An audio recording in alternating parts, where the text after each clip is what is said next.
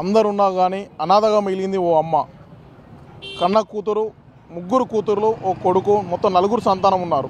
తన భర్త 6 ఏళ్ల క్రితం రిటైర్డ్ టీచర్ అనారోగ్యంతో మృతి చెందగా కొడుకు 4 సంవత్సరాల క్రితం చనిపోయాడు. ఎప్పుడైతే కట్టుకున్న భర్త, కన్న కొడుకు చనిపోయారో అమ్మ బతుకు బజార్న పడింది.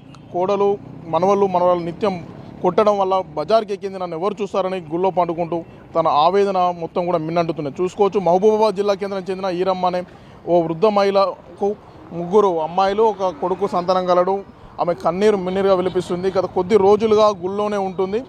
రోడ్డు పక్కన కూడా కూర్చొని కన్నీరు మిన్నీరుగా విలపిస్తుంది. ఇక్కడ చూస్తున్న బాటచారులంతా కూడా ఆమెను చూసి కన్నీరు పెట్టుకుంటున్నారు. ఎంతో తన భర్త గవర్నమెంట్ టీచరు, రిటైర్డ్ అయ్యి ఎంతో ప్రేమగా సాగిన సందర్భంలో కొన్నేళ్లుగా ఉన్నారు. కానీ ఎప్పుడైతే కొడుకు చనిపోయాడో, కొడుకు చనిపోయిన తర్వాత కోడలు నిత్యం కొడుతూ హింసిస్తుంది, బాధిస్తుంది.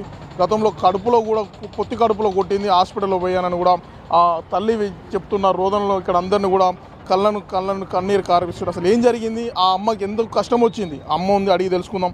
అమ్మ నీ పేరు, ఏం జరిగింది? ఆరంపల ఈరమ్మ. ఎందుకు కూర్చున్నాడు, ఏమైంది?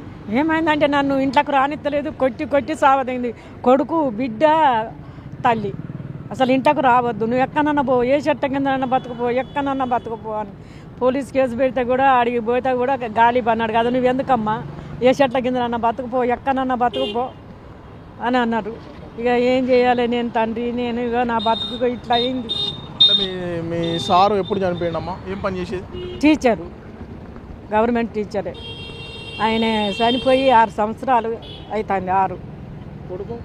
కొడుకు సంవత్సరానికే చచ్చిపోయిండు. ఇది తండ్రి చచ్చిపోయినాక సంవత్సరానికే చచ్చిపోయాడు. మరి ఇక్కడ ఎక్కడ తింటాను, మరి ఎక్కడ ఉంటాను, ఏడో పండుకుంటాను? ఇక ఎక్కడ తింటానంటే ఇక ఆడునో ఈడునో ఆడుకొని తింటానా, గుళ్ళే పండుకుంటానా, ఏం చేయాలి అయ్యా? అంటే నేను ఇబ్బంది పెట్టిన విషయం మరి పోలీసులు కానీ, కలెక్టర్ కానీ ఎవరికైనా చెప్పినావా? చెప్పినాయి, నిన్న చెప్పినాయి, కలెక్టర్కి చెప్పినాయి, పోలీసు వాళ్ళకి కూడా, ఆధార్కి చెప్పితే పోలీసు వాళ్ళు కూడా పట్టించుకోలేదు, అసలు పట్టించుకోలేదు.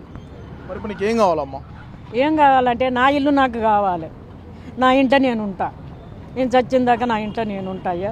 మరి నేను ఎవరింట్లో అంటే నాకు మూత్రం వస్తుంది, నాకు షుగర్ ఉన్నది, బీపీ ఉన్నది, ఎవరింట్లో అంటే ఎవరు వరుచుకుంటారు? నా ఇంట్లోనైతే నేను కక్కినా, ఏరిగినా, ఉచ్చబోసినా, ఏదైనా నా ఇంట్లో నేను ఉంటా.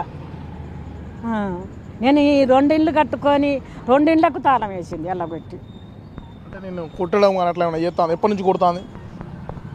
వచ్చినాక నా కొడుకు ఉండగానే, నా భర్త చచ్చిపోయినాక సంవత్సరానికే కొట్టుడు మొదలు పెట్టింది, కొట్టింది, తిట్టింది, వెంట్రుకలు పట్టి గుంజింది. పొత్తి కడుపులనే కొండ చీపురుతో గుద్దితే మూత్రం బంద్ అయింది అయ్యా. మూత్రం బంద్ అయితే హాస్పిటల్ తీసుకపోతే డాక్టర్ అమ్మన్నది కదా, నీకు మూత్రం బంద్ అయిందమ్మ, ఎట్ట నీకు దెబ్బ తగిలింది ఆడ చెప్పు అని అన్నది.